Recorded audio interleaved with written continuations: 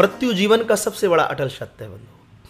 हमारे यहाँ कहा जाता है हर व्यक्ति इस संसार में अगर जन्म लेकर आया है तो उसकी मृत्यु निश्चित है। और आपने कभी मृत्यु के बारे में क्या सोचा है, अपनी मृत्यु के बारे में?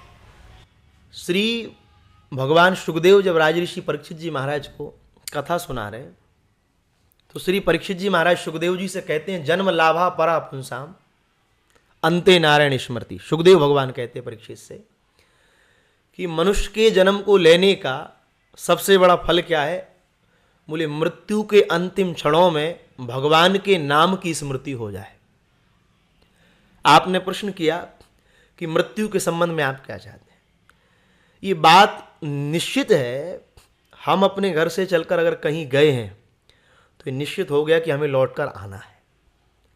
हम अपने घर अर्थात हमारा घर तो श्री ठाकुर जी के निज चरण है, ठाकुर जी का धाम है।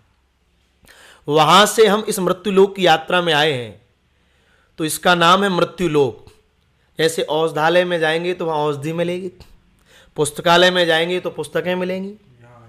ये मृत्युलोक है बंधुओं, यहाँ मृत्यु ही मिलेगी। इसका एक नाम दुखालय है।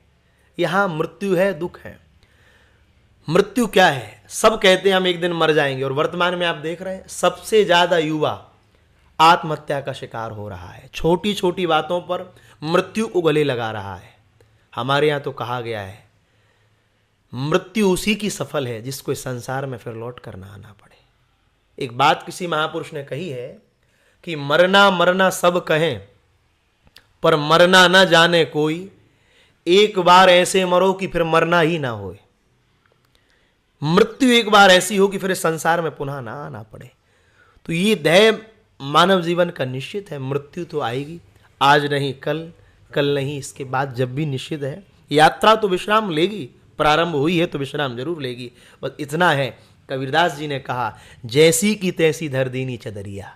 हम अपने जीवन को पवित्रता से और गुरु कृपा से जैसे चादर में दाग नहीं लगता और वैसी की वैसी रख दी जाती है, ऐसे ये जीवन की चादर मैली ना हो। अपने कर्म को करते हुए भक्ति मार्ग पर जाकर भगवान के आगे वैसी की वैसी रखना, यही मृत्यु की सफलता है।